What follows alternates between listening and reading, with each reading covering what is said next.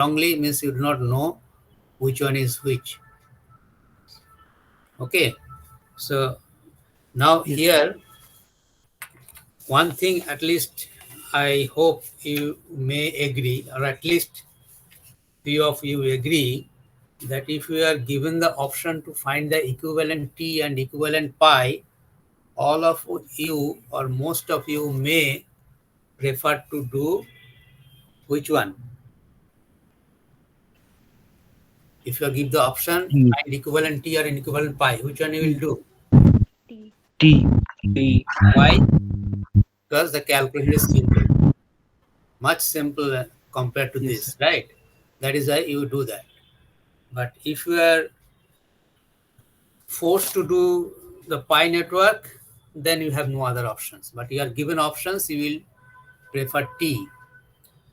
So we have actually, so another technique, if you are not comfortable with the equations, remembering all these complex relations, unlike the T case, we can find the interrelations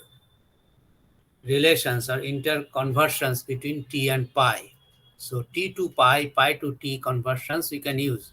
So if you are comfortable with T, convert first into T, then use the T pi conversion. That may be also easier for you, but a bit longer process, but cannot be that much longer compared to remembering of these relations. Because if you do mistake here, not only here, at any point if you do mistake, so that will be have result 0.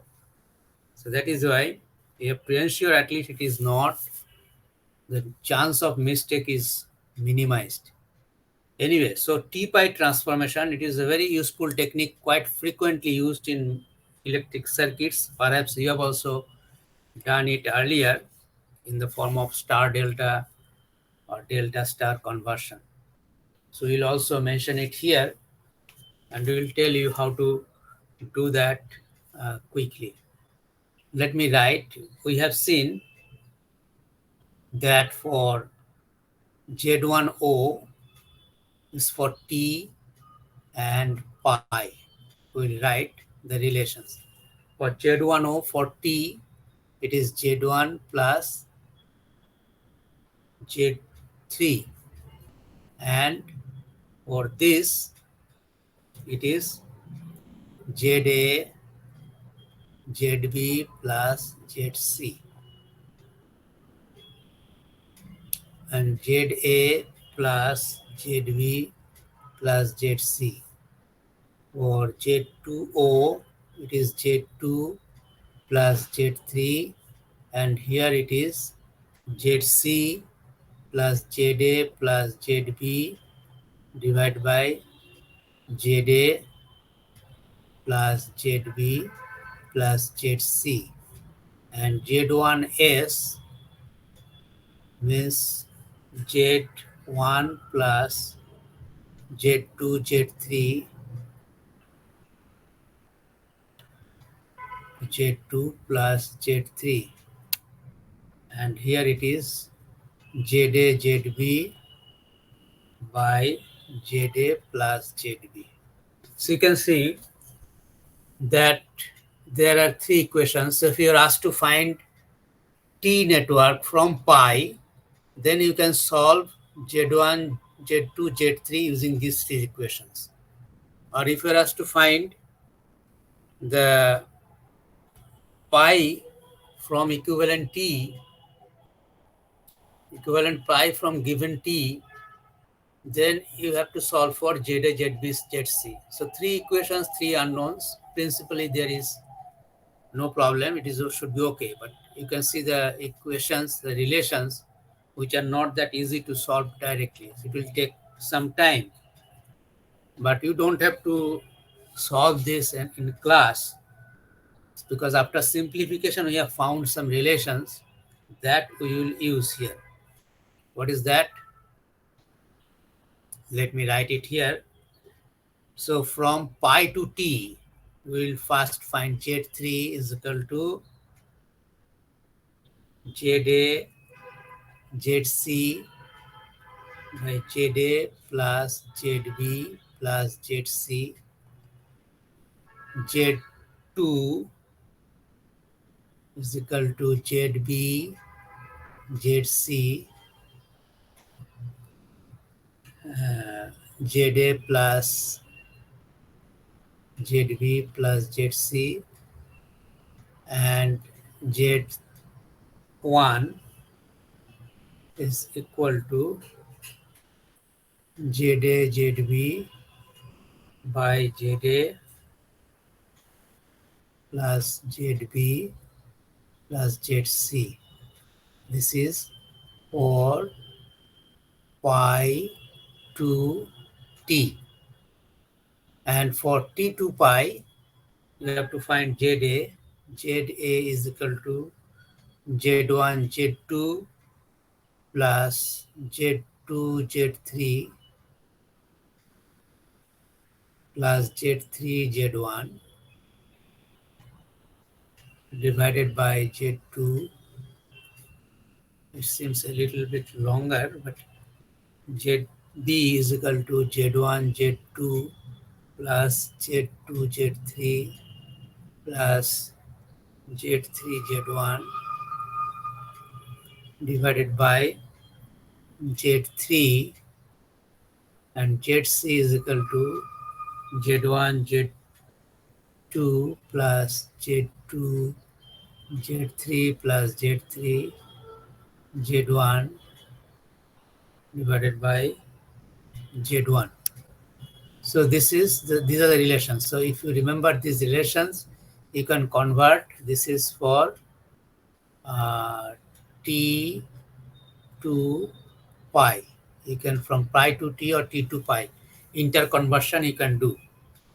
But I'll show you a technique by which you can do it very quickly. You don't need to remember it like this. So let me draw the T in the form of a star.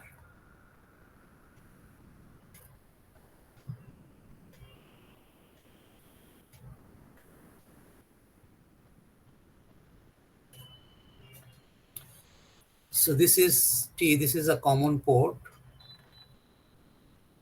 This is 1, 1 dashed. You can say 1, 1 dashed, 2, 2 dashed. But 1 dashed and 2 dashed in all our circuit the same. So this is Z1, Z2, Z2, Z3. So this is the T network, but we write it in this form, draw it in this way. Now, let me draw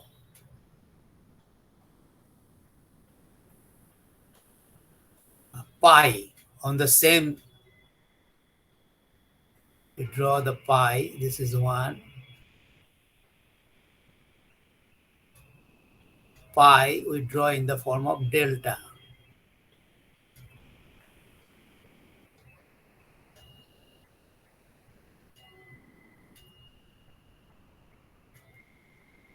So this is our ZA, ZB, ZC.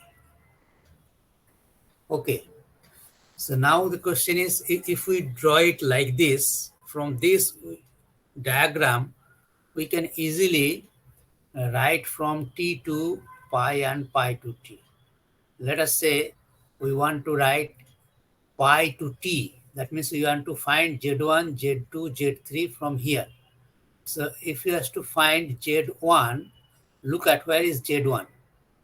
Z1 is sharing common node with ZA and ZB. So the product of those two will go in the numerator. And denominator is always the sum.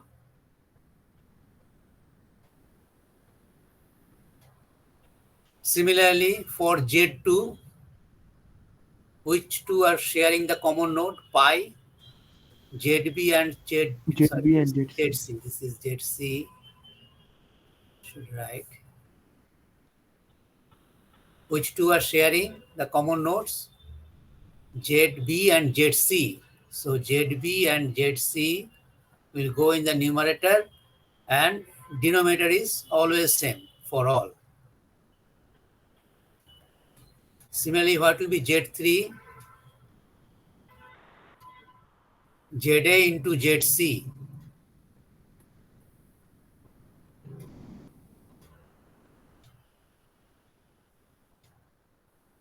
Now you compare with this one, you see the same result. So if we look at this diagram, so chance of mistake is not there.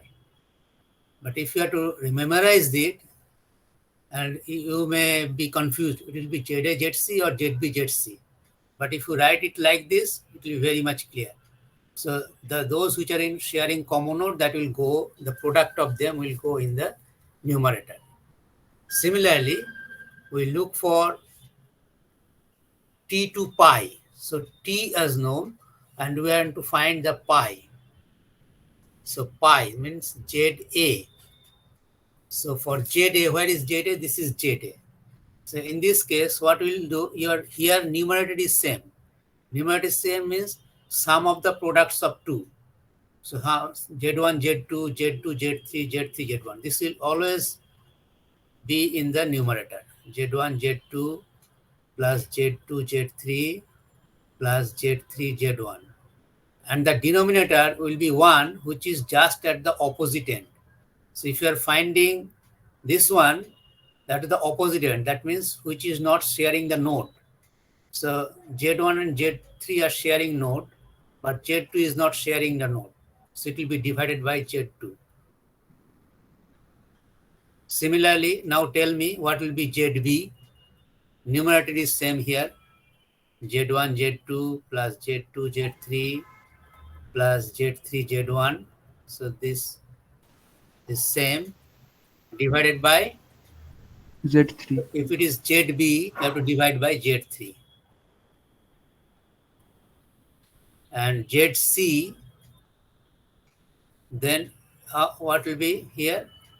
Z1, Z2 plus Z2, Z3 plus Z3, Z1. So you just calculate once this value, and here it will be, here Z1. ZC, it will be Z1. So now if you use this, if you make a drawing on your notebook, and then from there quickly you can write this one. So if you, the advantage of writing in this way is the mistake chance is not there. Okay, but memorizing things, there is a chance of being error. So you can see now, though it looked complex relations, but it becomes very simple if you refer to this drawing. So now we can convert T to pi, pi to T easily. Now what we mentioned earlier, so you can, if you are not comfortable with the direct pi conversion formula, you convert to T quickly, then use this formula to convert to pi. That also you can do. But what you will finally will do, that depends on your choice, the process in which you are comfortable with. Okay, so let me give some examples. Let me see how you can do it. So you do this example.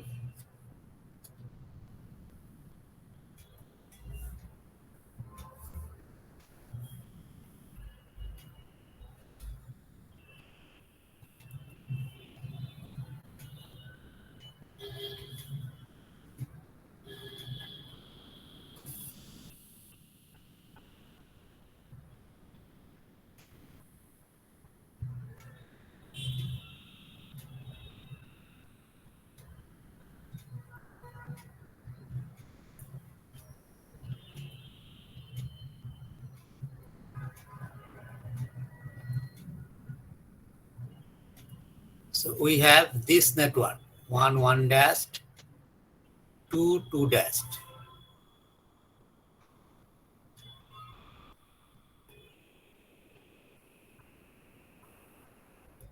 You are asked to convert it into, convert to, or transfer to, convert to equivalent T network using T-pi transformation technique. With your transformation technique, that will be easier Hello. than to solve KCL, KVL, etc. It will take long time. But if you apply the T-pi converse transformation technique, it will be simpler. So how will you proceed? Okay, let me write the values. So this is 1, 1, 1, 1, all are 1 here. All values are 1. So all are 1 here. So how will you write? First one, this is very simple. These two are in series. So you write it like this. So these two in series, it will be 2 ohm, these two. Then we have 1 ohm here. Again, these two in series. So this will be 2 ohm. This is again 1 ohm. 1 dash. And now 1 ohm and ohm. So I have not drawn any transformation yet here. Just simplified this. This is 2 ohm. This is 1 ohm. Now we will apply the transformation technique. Okay, so we can apply first the transformation here. This you can see this is a delta or pi type of network. This is pi or T. This So one pi. is pi. So Pi. how do you know that? So you take, when you're talking this about this one, you take this as 1, another terminal. So 1 dashed and 2 dashed. So it will be ZA, ZB, ZC. Anyway, so we don't need to think about that much, as I have already told you. So you can draw a circuit like this. So we convert this to this network. So what will be this? Calculate from the transformation technique we just mentioned. So it will be conversion from T to pi or pi to T? Pi to T. Pi to T. Pi to T. Okay, so if it is pi to T, then what should I write here?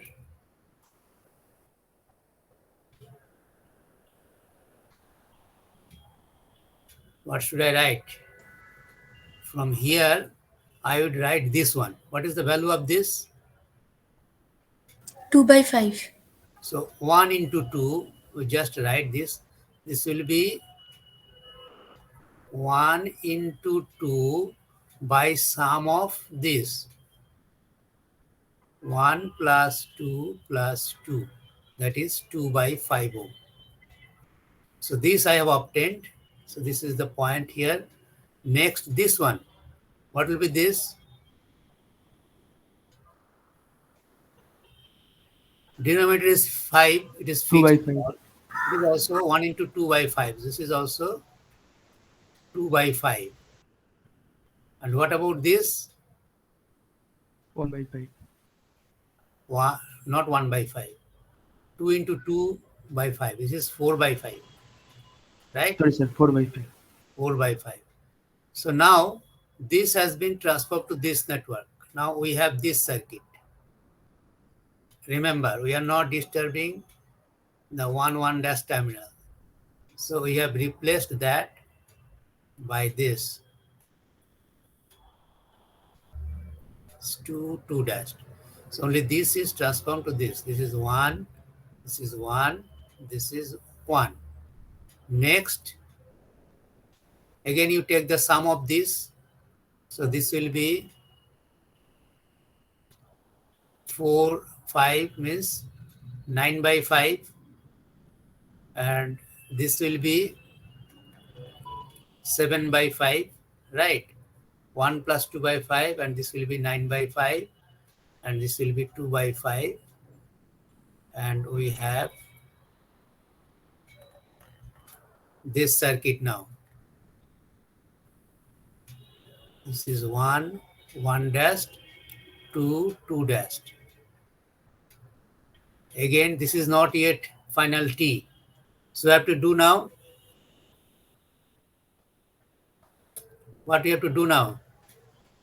Transformation. T2 pi. Here is a scope. We can do this.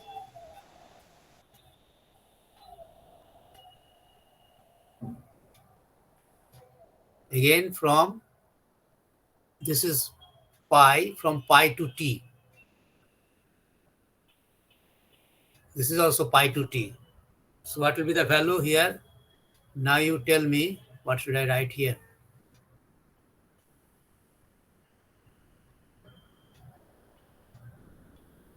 So 2 by 5 is there. So what will come from here? This will be here. Then this will be here. This is 2. And then this will be here. Then it will be t.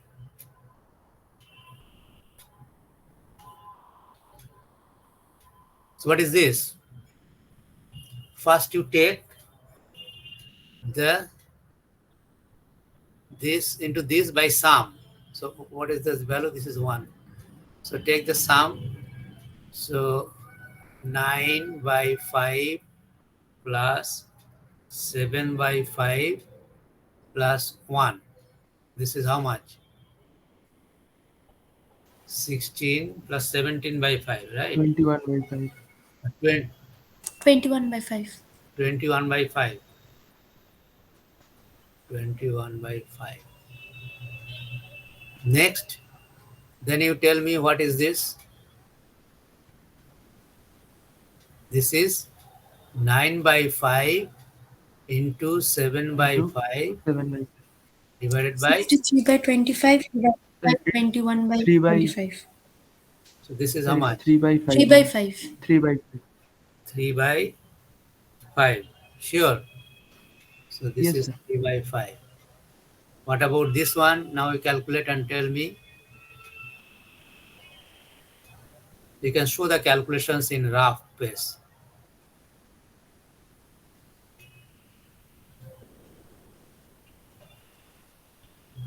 Next, for this one, for this, it will be 9 by 5 by 21 by 5. It's 3 by 7. 3 by 7. Yes, sir. Okay. And what about this one? 7 1 by, by 3. huh? 1 by 3. So it is almost done, only you have to sum this. So final answer is here. So if you sum the two, it will be 1. 1 ohm. Then 3 by 7 ohm. And then 1 by 3 ohm. So this is the answer to the questions that we have converted to equivalent pi network. Is it clear to all? Yes, sir. Yes, sir. So if anyone has any doubt, not clear, tell me.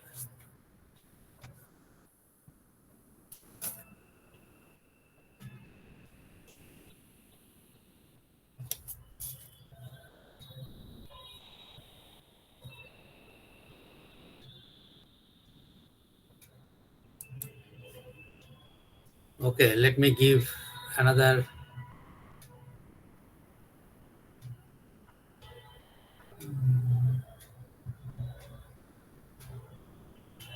problem. This actually you do it.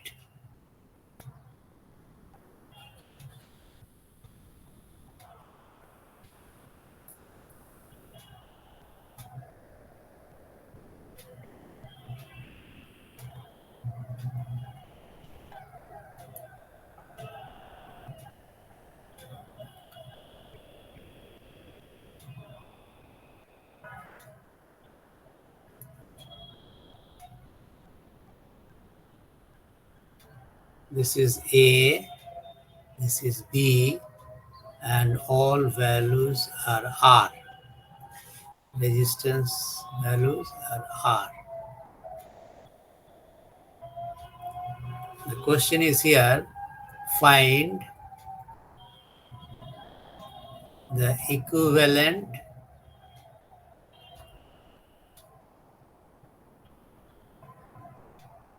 resistance between AB.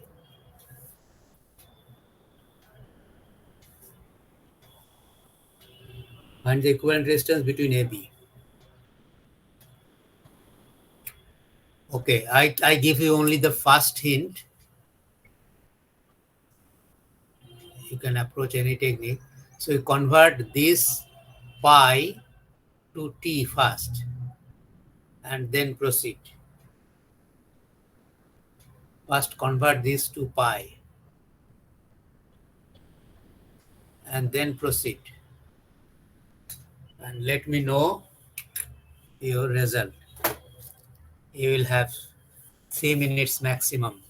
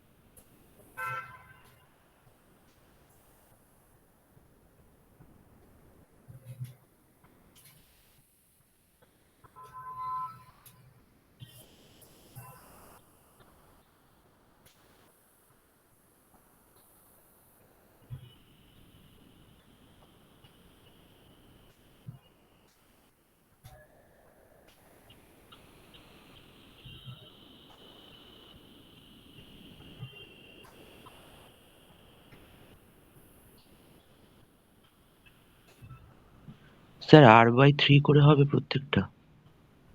প্রত্যেকটা মানে তুমি এটা বলছো খালি?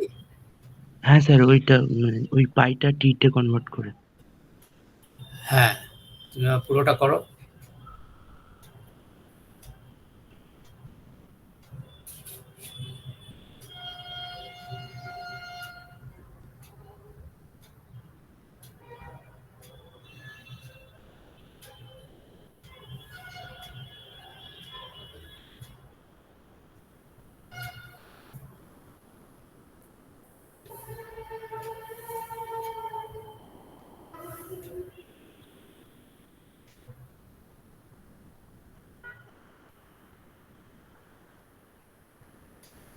Sir, 8 by 7 ohms. It's 8R by 7. 8R by Yes, sir, 7, sir. 8R by 7. এটা কি সবার হয়েছে না কারো প্রবলেম আছে?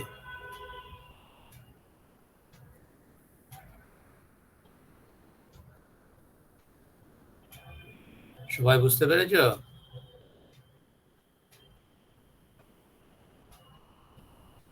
This is R by 3. I'm not showing. We already discussed how to find it.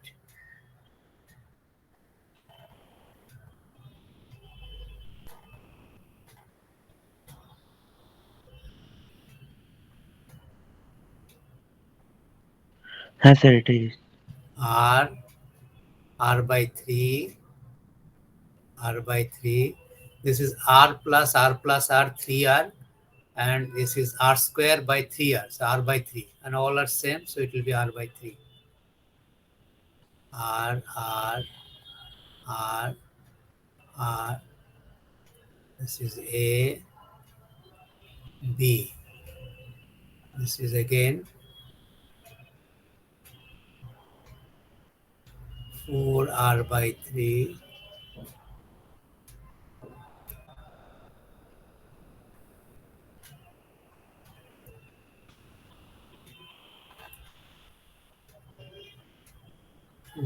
r by 3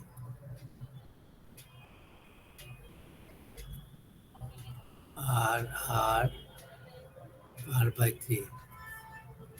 This particular network is a special type. It's like a balanced Wheatstone bridge. Wheatstone bridge. So a P by Q is equal to R by S. So balanced Wheatstone bridge means no current will flow through R3. If no current is flowing through R3, Yes, sir. this is the same as making it open. So it will be, this is only again, we are considering the outer behavior. So R by 3, 4R by 3, R. So this is equivalent. You have to write it here. Why? Because the balanced Wheatstone bridge, no current through R by 3. So we open it. We can open it. And to get this form, this is 4R by 3, 4R by 3, R. This is AB. And this is again, so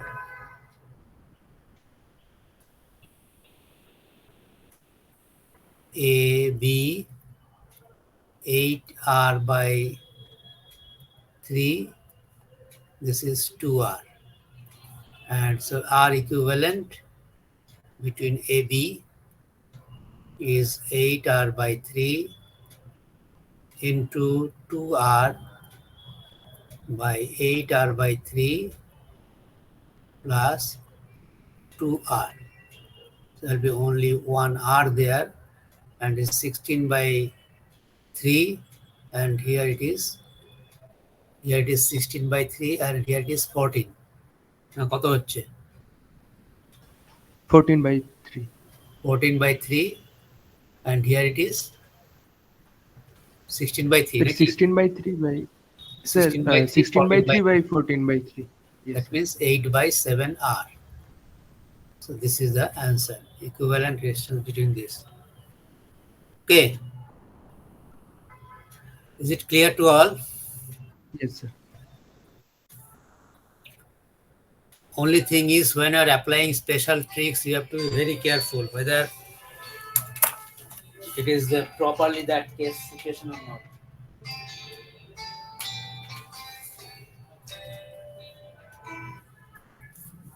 Madhu, I am in class.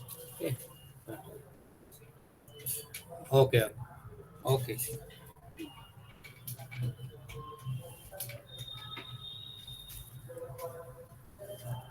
Anyway, so my special care you have to take, or it's a warning, kind of warning, before you apply any shortcut technique. You have to be extra careful whether you are properly applying it or not. Otherwise, it will be a huge mistake. Next, I am giving you another example. I'll not solve it. This will be, I'll just indicate one issue here. So after that, you can solve it at home. So it is partly done here, and the remaining part you will do at home.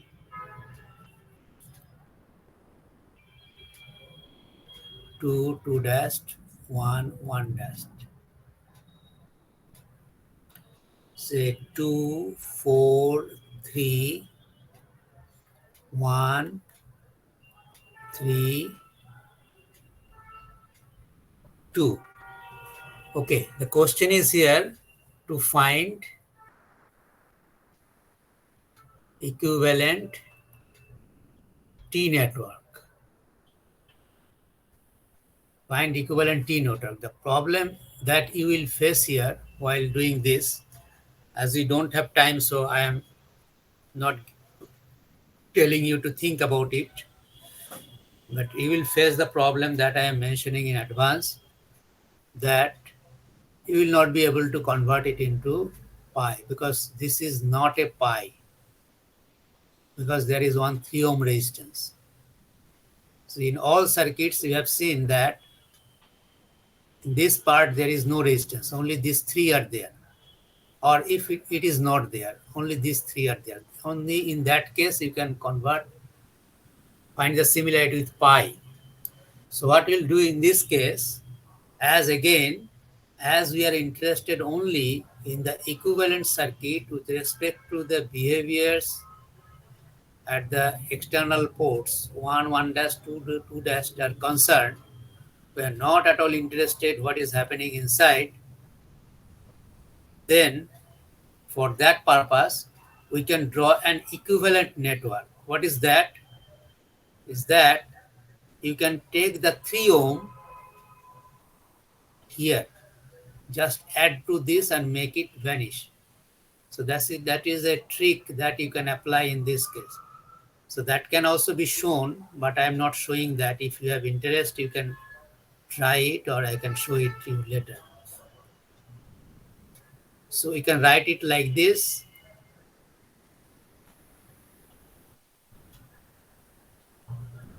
And then you can proceed. Now it will be easier for you. So now you can proceed with this one. 2, 1, 2, 3. So the 3 ohm, which is here, instead of putting it here, we take it there. We add to this. So it will be 7. Now if you do the analysis, you will get the result. Now you can do the T-pi conversion. There is no problem with the issue. Okay, so you're not interested what is happening inside. If you are asked to find the current through 3 ohm and 4 ohm, then you will be in trouble because this is not the same circuit. But as far as 1, 1 dash and 2, 2 dash are concerned, so this simplification we can do for the purpose of analysis only. Okay, so you can do the remaining part and let me know the answer, or if you have any problem, face any problem at least. Now I give you some problem. Yes. Sir 3টা কি যেখানে খুশি add করতে পারতাম? না, আমি কি যেখানে খুশি বলেছি?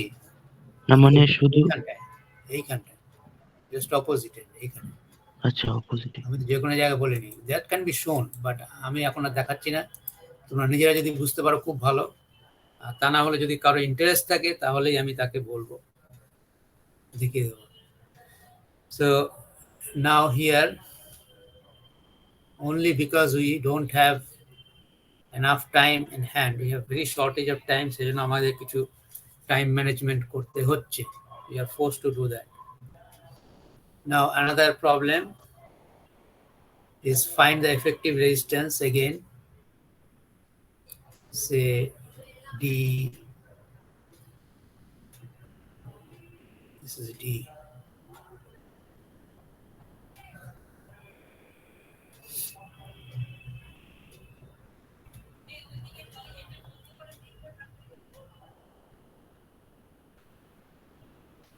D, E, F.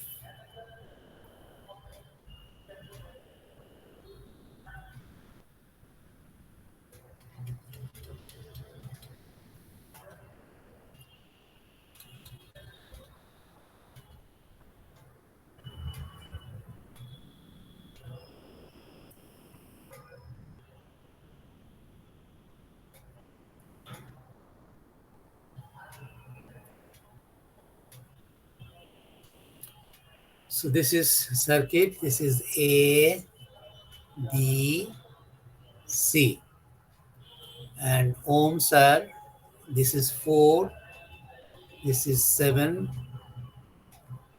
this is 2, and here all these are 3 ohms.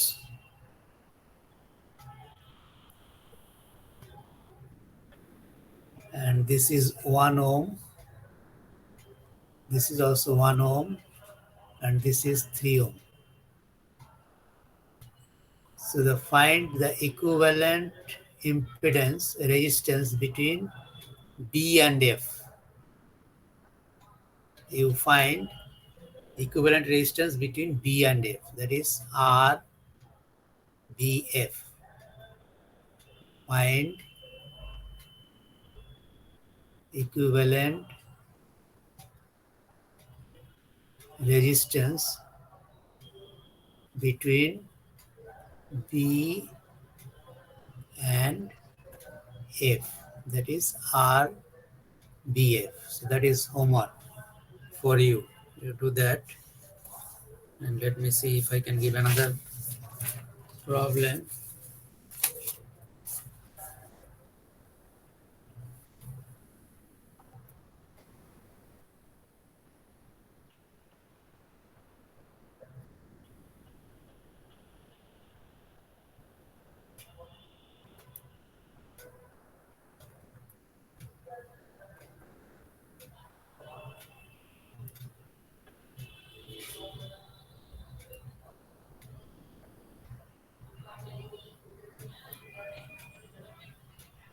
Sir, Hmm.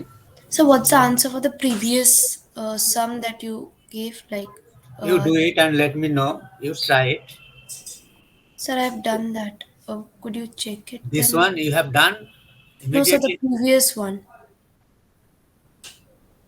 Previous one, which one? This one. Yes, sir. I don't know whether it is written with me. I have to check it. I don't have it written here. I have to check it. So keep it. I'll see it next time. Okay, sir. So this is here. We have to find the impedance facing, find Ri. This is 5, 5, 5, 5, 5, 5, 5. So this is the circuit. Find the input impedance, find the impedance Ri. That means facing these two nodes, between these two nodes. Okay, there are many other problems that you can solve from exercises and examples in the book. And let me know one another case here, just as an example. Okay, now before that,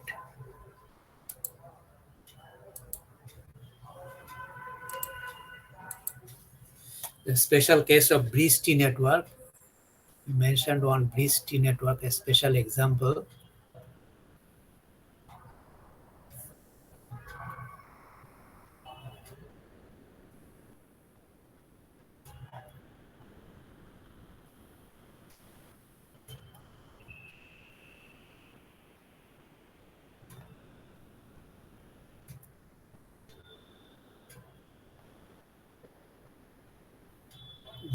One dashed, two dashed, ZA, ZB, ZC, ZD. So we know by this time that you can convert it into equivalent T network. So this is pi. So this pi, we can convert it into T. So this, if we convert it into T, so one here, another here, and another here. So this will be converted network. And this is ZC.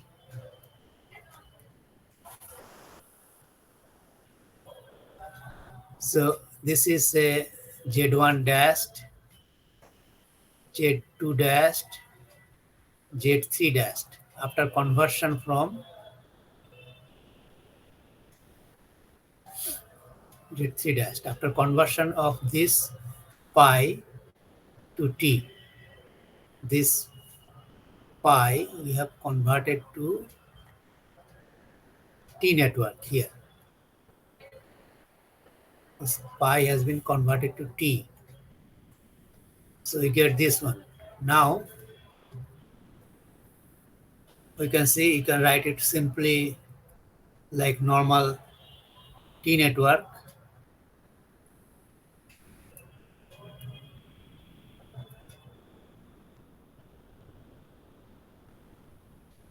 This is 1, 1 dashed, 2, 2 dashed.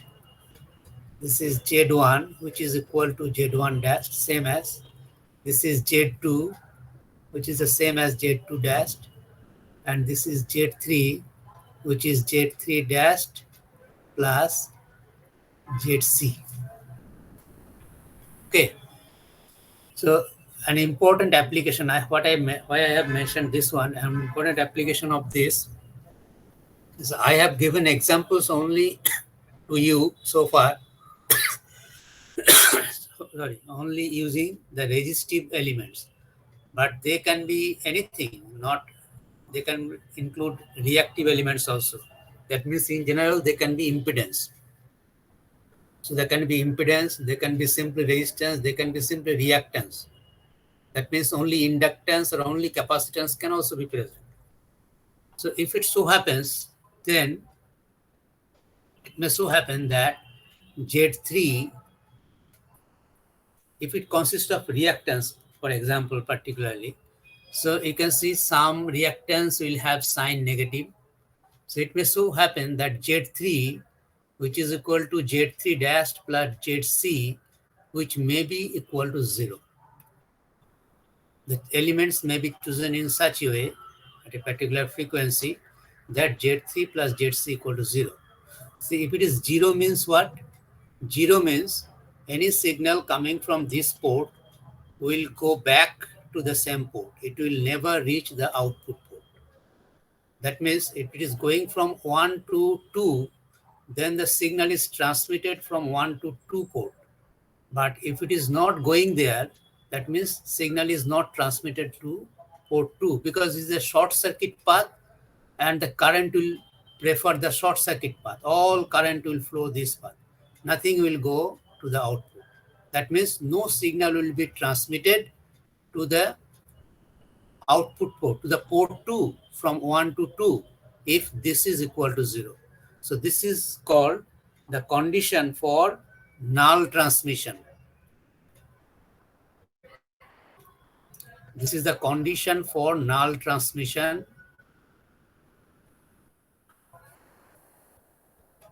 at output. If we assume that port 2 is the output and port 1 is the input port, so there will be null transmission to output port if Z3 or Z3 dashed plus ZC equal to 0. So that means, and so if it is reactive element, that means frequency has an important role. So if you plot its variation with transmission, with variation as a function of frequency, omega, so you see there is some transmission varying with frequency, but at some point it drops and it again increases. So this is the point where we have Z3 equal to 0. And this is like a notch, is behaving like a notch filter, or like it can be used as a null transmission circuit. And this is valid for a particular frequency for the given values of L and C here. So I have mentioned here only in general. So it depends on what will be the values in actual practice. For example, in this case, if we write in Z3 dashed in terms of ZA, ZB, ZC, then what we can write? Z3 dashed is nothing but ZA, ZB divided by ZA plus ZB plus ZD. This is Z3 dashed plus ZC is equal to 0. Or you can write ZA, ZB plus ZC into ZA plus ZB plus ZD. This is equal to 0. So this circuit can be used for null transmission at the output, or a notch filter like this at a particular frequency. And this may be an important application of Bristol network. Okay. Now we go to our transformation part. As I already told you that practice the examples and exercises in the book. Now we go to the theorems, network theorems. And I know that you know theorems, already have studied some theorems, at least Norton's theorems and Thevenin's theorems you have studied, right? All of you have studied Thevenin's theorem and Norton's theorems. Yes, sir. Right or not? Yes, all of you have studied. That is for sure. You have studied it. And Thevenin's theorem and Norton's theorem have studied it. We will not discuss this in detail here as you have already studied it. Every one of you studied. But we will apply that. Remember that we have to apply time to time. This is very important, two important theorems, Norton's theorems and Thevenin's theorems. So if you have still any problem, you can ask me or practice or recapitulate your earlier studies or the book from book. So we'll mention some of other theorems that you may or may not have studied. Maybe partly you have studied. First one is the superposition theorem. Superposition theorem, it tells that if a network of linear elements contain several independent energy sources, note several independent energy sources, several, the total response is the sum of all responses if in each independent source acted separately and all other independent sources were replaced by their internal impedances. So this is what is said in superposition theorem. That means if you have many sources like this, for example, I am giving a simple example of two sources only, and also a very simple circuit. In some cases, if you have many sources, if you use KCL, KVL, you have to write 2, 3 or more equations depending on how many sources are there. Not only voltage source, it can be voltage source, it can be current source, it can be combination of voltage source and current source. So how do you solve it? According to superposition theorem, you take one source at a time. You take one source at a time and replace the other source with its internal impedance.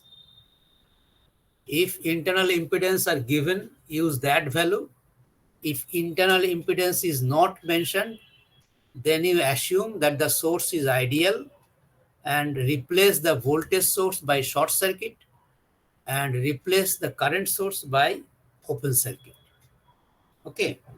So in this example, for example, this is a very, very simple example, but just to make you understand this one. So we write here, taking 8-volt source only. We are going to apply superposition theorem. We will write here, taking 8-volt source only. The circuit will be like this. Okay. The question here is, for example, question here is find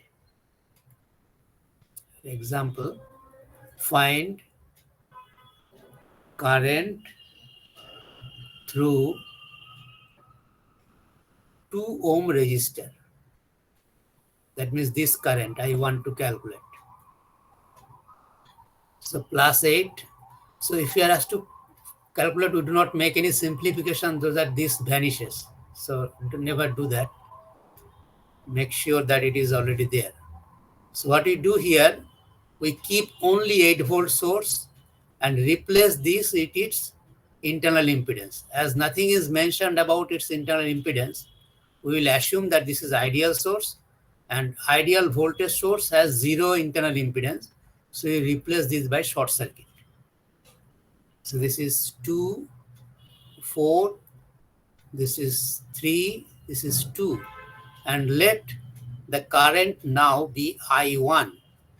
So what will be I1 here that you calculate quickly? I1 will be 8 by 4 plus 2 parallel 3, that is 6 by 5. The total current flowing through this, and that will be branched here. So it will be 3 by 3 plus 2, that is 5. So that will be your current through this. And it will be 8 by how much? It will be 26 by 5. 5 will cancel. So 24 by 26, that is 12 by 13 ampere. So this is the current in the presence of only this source. And next part, taking 4 volt source only. So now we draw the circuit again. Again, this is shorted as nothing is given regarding its impedance. So we take it as ideal. 4, this is 2, and this is 4 volt. So we can see that current will be sent in this direction. Let's say this is I2. So it will be I2 here. I2 will be 4 by 2 plus parallel of 4 and 3. That is 12 by 7. And that will be 28 by 26. That is 14 by 13 ampere. So now the response due to this is I2, but in opposite direction. So if we use this as the reference or answer, so current, net current, therefore the net current will be I1 minus I2. So 12 by 13 minus 14 by 13 is equal to minus 2 by 13 ampere. Or we can say current is flowing through 2 ampere from right to left, which is equal to 2 by 13 ampere. So you have to indicate the direction. Okay, so this is how you can apply superposition theorem. So if there are many sources, you can use this technique to solve the current and voltage. Okay. Yes, sir. Okay. Now another theorem is reciprocity theorem. Have you studied the reciprocity theorem earlier? Anyone? No, sir. No. So reciprocity theorem that I mentioned, we do not use all theorems all the time, but sometimes if it becomes helpful, that depends on if you are expert in circuit analysis. Sometimes you feel it is better to use the reciprocity theorem. What does it say? It says that in a network containing linear impedances and an independent energy source, that is voltage source or current source maybe, the ratio between the excitation and the response is the same as the ratio obtained when the positions of excitation and response are interchanged.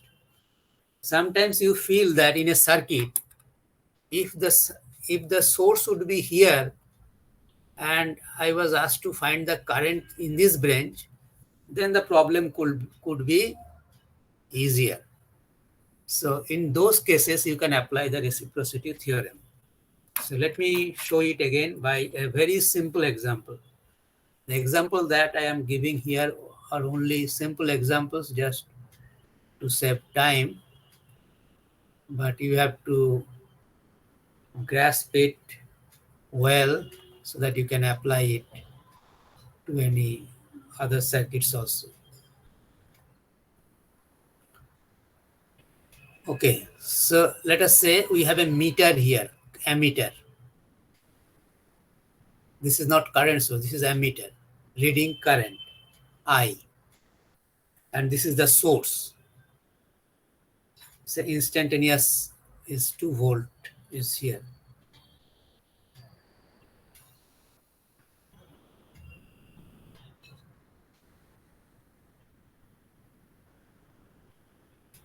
This is 1 ohm, 2 ohm,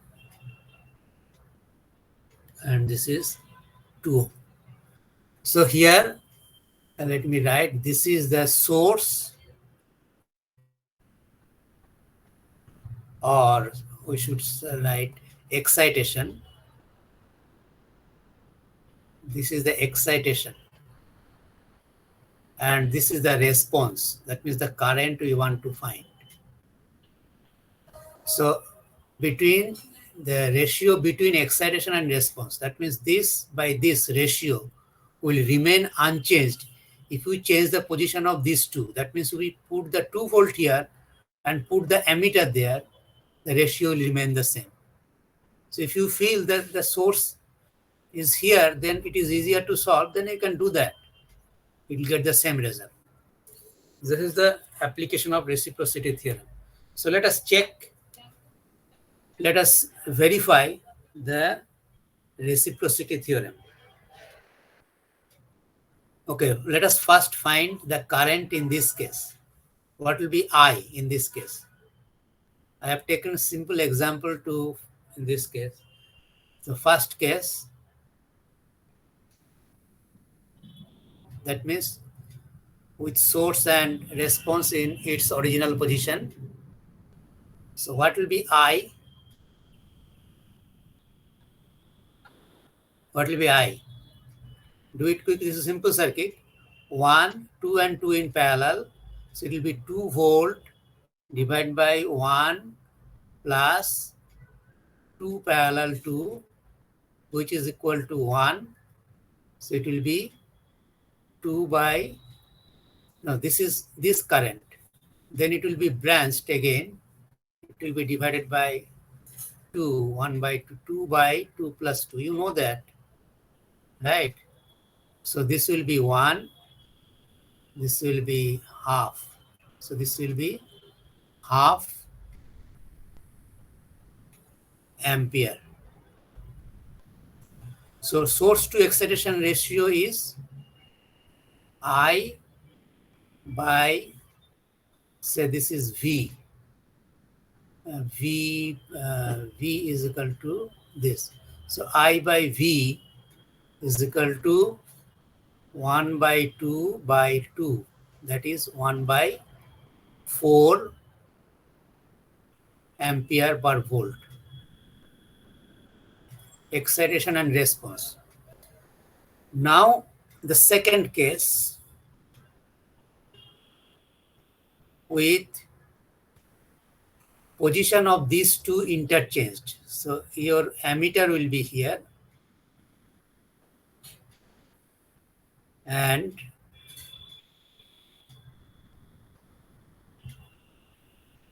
voltage source will be here.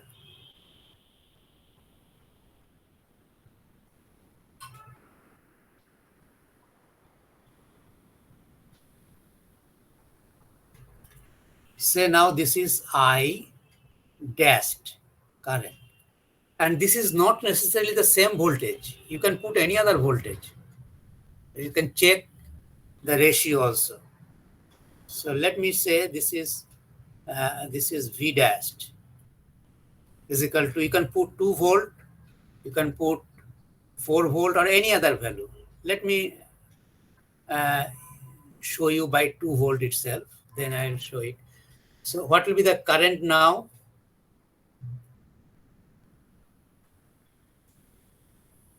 What will be the current now?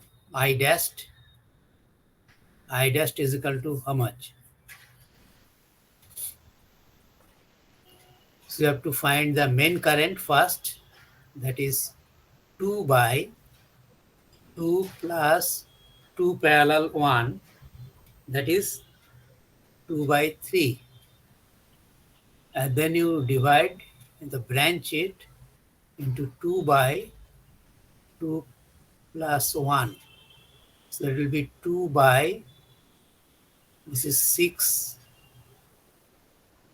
by 8 into 2 by 3. So this is 2 and this is 4, 2 is half ampere. So you can see that you got the same value because you put it as 2 volt. If you take it as 4 volt, you would get how much? It will be doubled. It will be 2 ampere. 1 ampere. 1 ampere. So let us see in this case, I dash by V dash is 1 by 2 by 2 volt. That is 1 by 4 ampere per volt. So it shows that the I by V, the ratio between excitation, response to excitation, or I have actually written the opposite, is the same. If you write V by I, it will be 4 volt per ampere. And here if we write V dash by I dash, it will be also 4 volt per ampere. So excitation to response ratio remains the same. So this verifies our reciprocity theorem. So in this we can show. Now what I was telling you, so if instead of only the same value, if you take a different value, so if you take here V dash is equal to 4 volt, then you would get I dash is equal to 1 volt.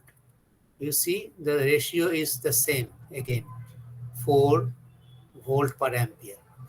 So it is not only that you can interchange, you can choose any other value to get the same ratio. But if you want to get the same current, then you have to get the same voltage. You got it?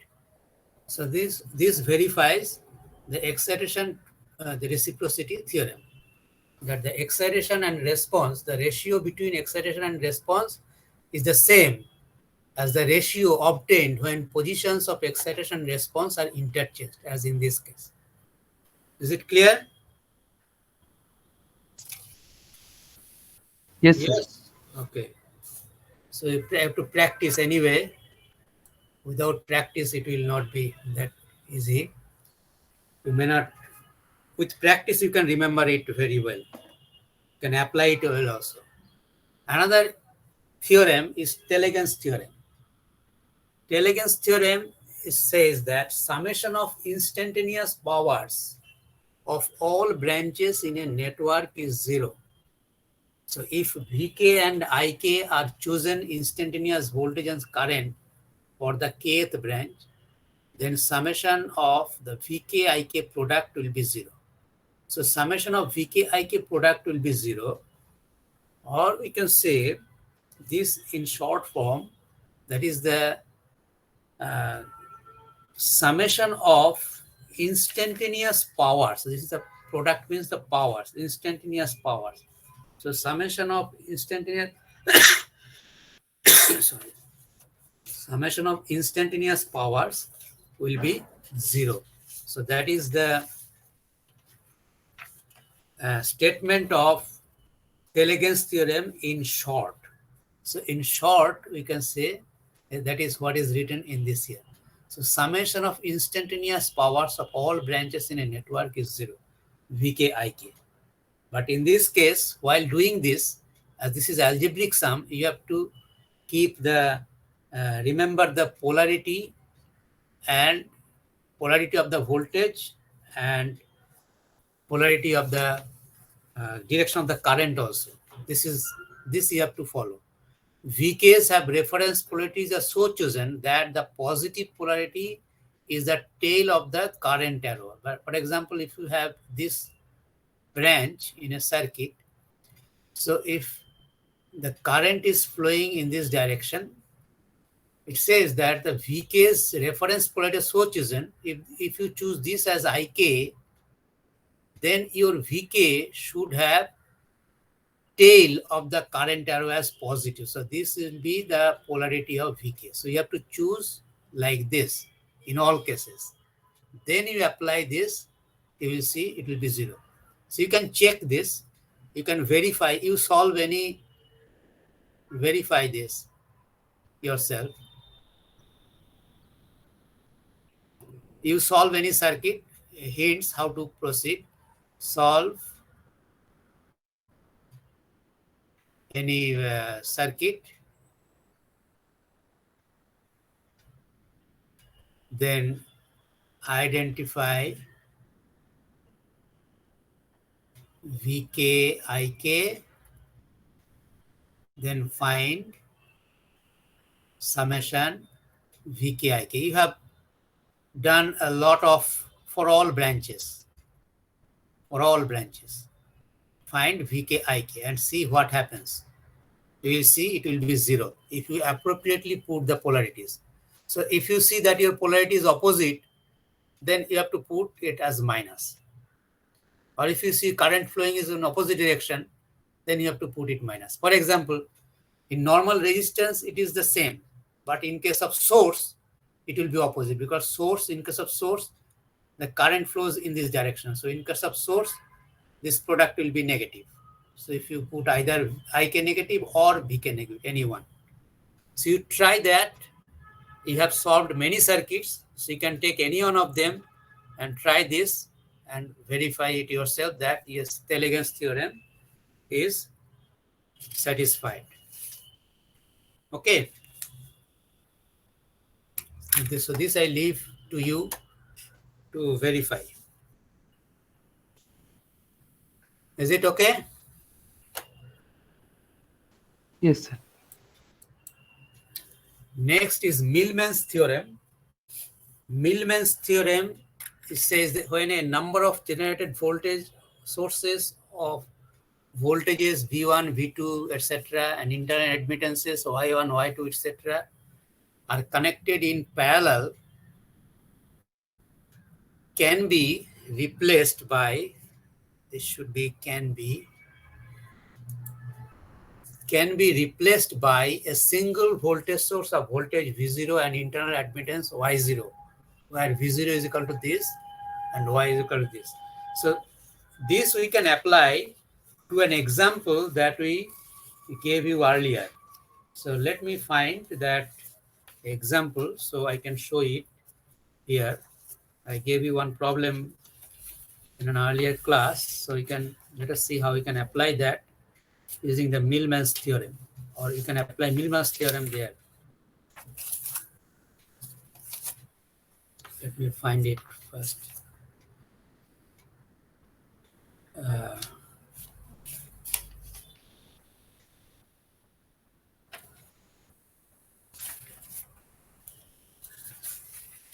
It was not actually like this. Anyway, it's not exactly like this. So let me draw a circuit like this. Give an example.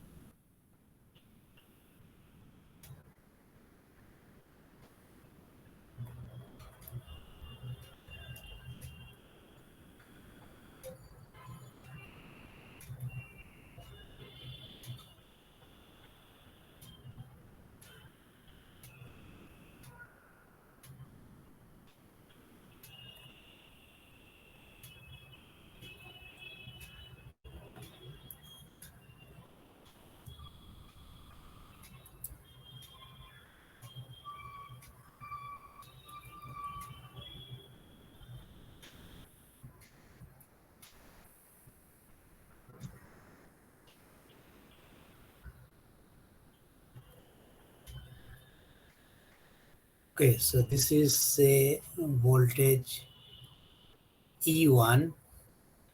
This is admittance G1, G2, G3, G4, G5, G6, G7, G8. So we have to convert it into a single voltage source and internal impedance, single internal impedance. Now we can write it like this. This is equivalent circuit. Or maybe let me put another voltage source here, E2.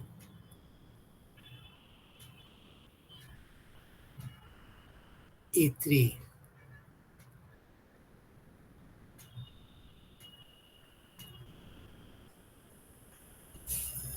E4.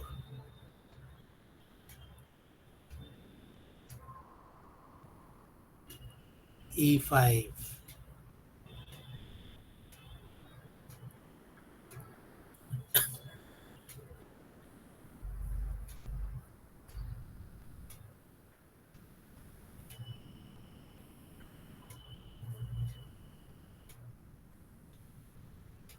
Okay, there may be confusion here actually. Let me write this. This is plus, this is minus. This is not currents, plus, minus, plus, minus, plus, minus.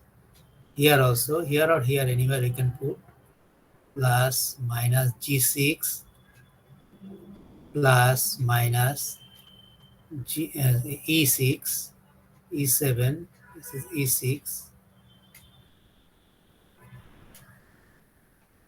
plus, minus E8. So this we can write in this form because this is a common point. So we can take this as ground. So this is actually nothing but the ground. And here we have sources like this. This is the common point. So common point, source, series resistance, they are in common point or admittance. So you have like this.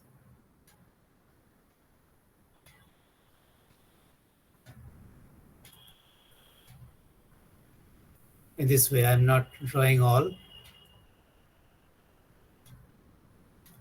Whatever here or there doesn't matter.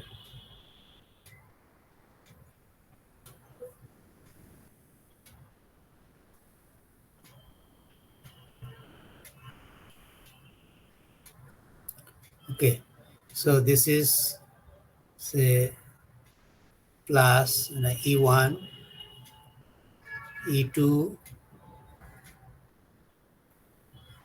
E3, and E8. This is G1, G2, G3, G8. So according to this theorem, we can replace by a single voltage source V0 and an internal admittance Y0.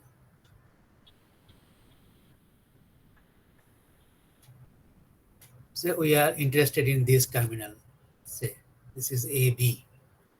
So replace the whole by this AB. So where V0 is nothing but E1, G1, E2, G2, E3, G3. So you can calculate directly E1, G1 plus E2, G2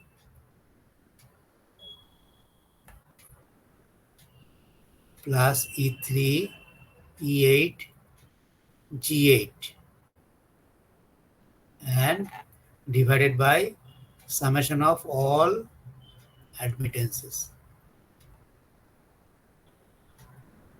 G8, and this is also our Y0 is G1. Remember, we have written it in the form of admittance just to write it in the product form.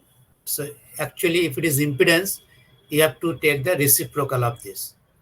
So if we have this type of circuit, we can quickly convert it to a very simple circuit, a single voltage circuit, and then we can do the analysis. So this is the application of Millman's theorem. So in such cases, you don't need to solve for all cases. You just make to one.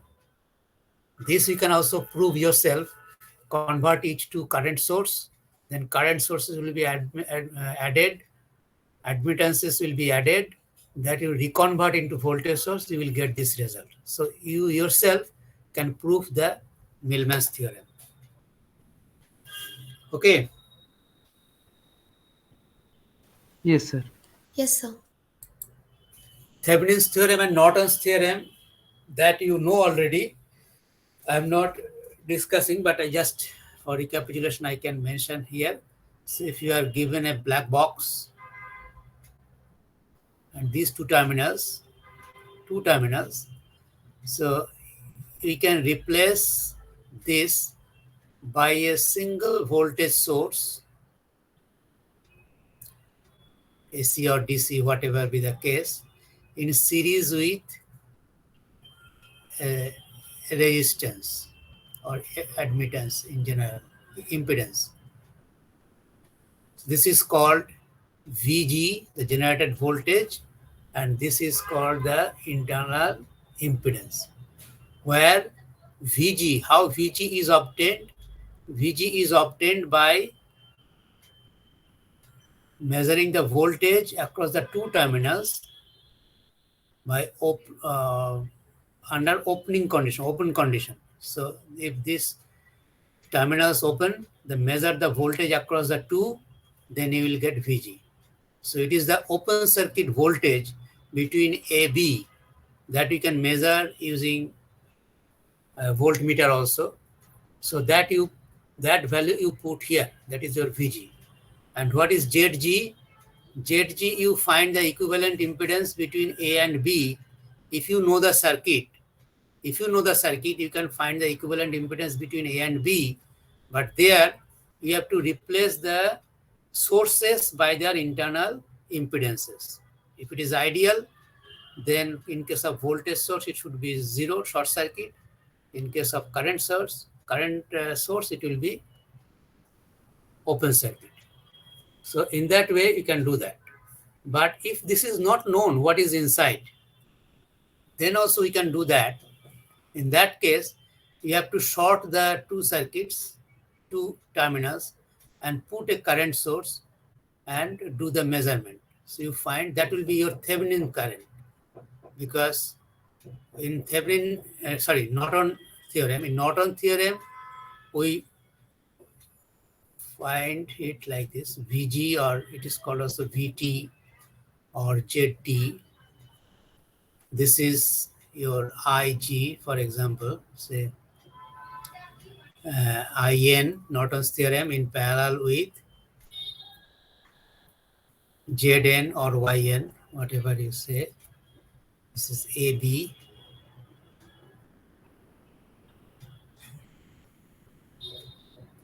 So this voltage is obtained here by keeping the open circuit. And this current is obtained by putting an ammeter and taking the short circuit current and in the current. If you short it, then take the current. That means you short it with an ammeter. You will put an ammeter here, that will be shorted. That will be value of IN. If you put a voltage source here, that will be value of VT.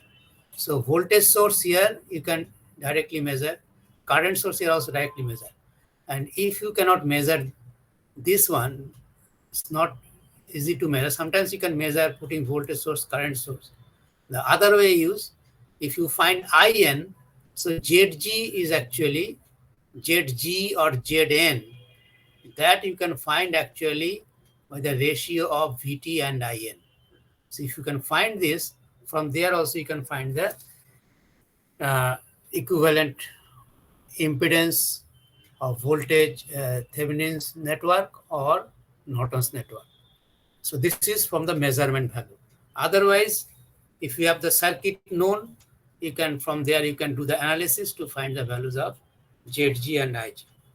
So this you have studied earlier, But this is so important that whether it is mentioned or not, you may need to apply these two theorems for simplification of analysis. Okay, so Thevenin's theorem, this is known to you, Norton's theorem, so I am not mentioning much about this. Now another important theorem is maximum power transfer theorem. It says that you have studied only one part, the purely resistive circuit. What is that? It says that if you have a circuit like this, you can simplify the circuit by applying Thevenin's theorem to this form. You can apply it. We have simplified the circuit to Thevenin's form like this, and we have a load here, ZL, which is variable, or I should say RL, and this is RG, purely resistive circuit. And we can say this is the generated voltage source with internal resistance RG. This is like internal resistance of RG, VG. So what should be the maximum power delivered to it? You have seen that the maximum power delivered to RL will occur only when RL is equal to RG. Under that condition, only the maximum power will be delivered. And if you plot actually the current through load, the current through load is what? Current through load is IL is VG by RG plus RL. And what is voltage through load? Voltage through load is VG by RG plus RL into RL. So you can see here, you can write it like this, VG by RG by RL plus 1. So if we plot IL and VL as a function of RL, so you can see in this case, if RL is 0, your current is maximum.